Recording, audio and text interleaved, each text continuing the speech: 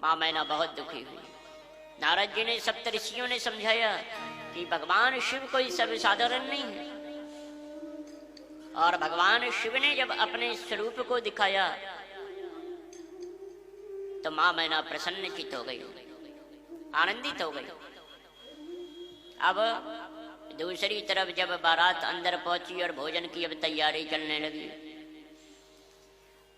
अब जो घर वाले थे, घराती थे, अब वो समझ ही ना पाए कि क्या करें, क्योंकि भूत प्रेत ऐसे ऐसे ऐसे बैठे हैं, किसी का शरीर आगे है तो सिर पीछे की तरफ है, किसी का शरीर सिर ही नहीं है।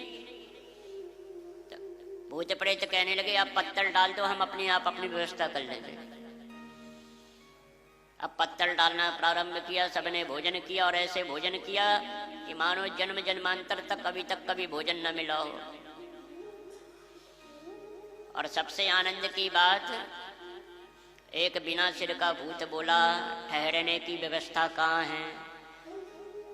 तो घराती जो खड़े थे सबके सब देखने लगे आवाज कहाँ से आ रही है, सिर तो है नहीं, मुख है नहीं और आवाज आ रही है, तो ठहरने की व्यवस्था कहाँ है।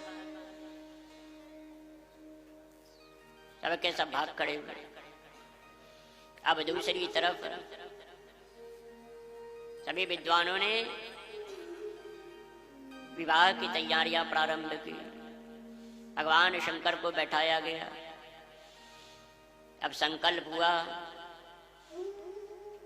तो पूछने लगे आपके पिताजी का नाम। अब भगवान शंकर सोचने लगे अब क्या बताएं। तो भगवान शंकर ने कहा कि हमारे पिताजी नारायण। फिर विद्वानों ने कहा कि आपके बाबा का नाम। तो फिर सोचने लगे, फिर कहने लगे ब्रह्मा जी। फिर कहने लगे आपके परदादा का नाम। अब भगवान शंकर ने सोचा अब इन्हें बताना पड़ेगा। तो भगवान शंकर कहते हैं सबके पिताजी, सबके दादाजी, सबके परदादाजी हम स्वयं ही हैं।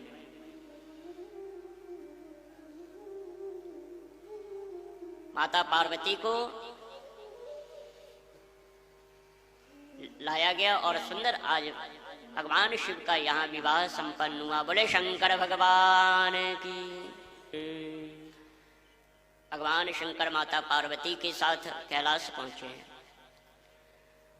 समय आने पर स्वामी कार्तिकेय जी का अवतार हुआ और स्वामी कार्तिकेय जी के द्वारा तारकासुर का उद्धार हुआ।